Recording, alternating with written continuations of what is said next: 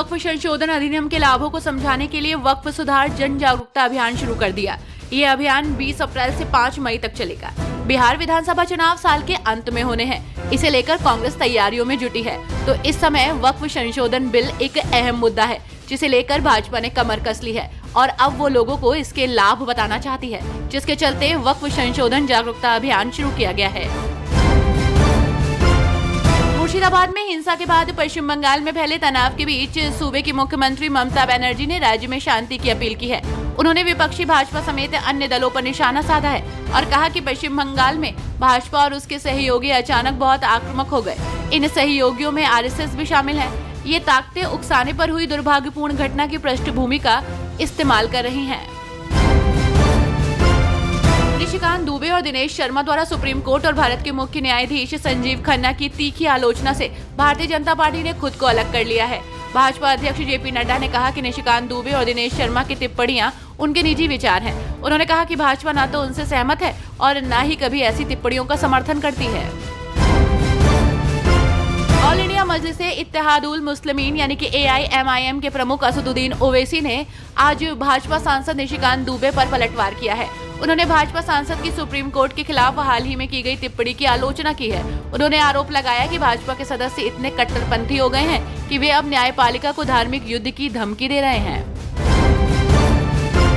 मशहूर फिल्म निर्माता अनुराग कश्यप के खिलाफ ब्राह्मण समुदाय को लेकर आपत्तिजनक और अपमानजनक टिप्पणी करने के आरोप में शिकायत दर्ज कराई गई है। ये मामला दिल्ली के तिलक मार्ग थाने में उज्जवल गौड़ नामक व्यक्ति ने दर्ज कराया है। गौड़ ने अपनी शिकायत में कहा है कि अनुराग कश्यप की टिप्पणी न केवल घिनौनी और अशोभनीय है, बल्कि समाज में नफरत फैलाने, सार्वजनिक शांति भंग करने और सांप्रदायिक तनाव को बढ़ावा देने वाली है।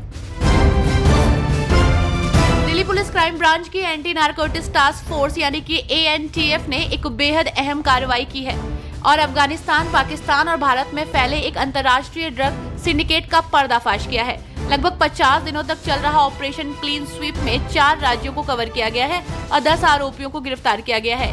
ANTF की टीम ने इस दौरान 1687 ग्राम अफगान मूल की हाई क्वालिटी हेरोइन बरामद की है।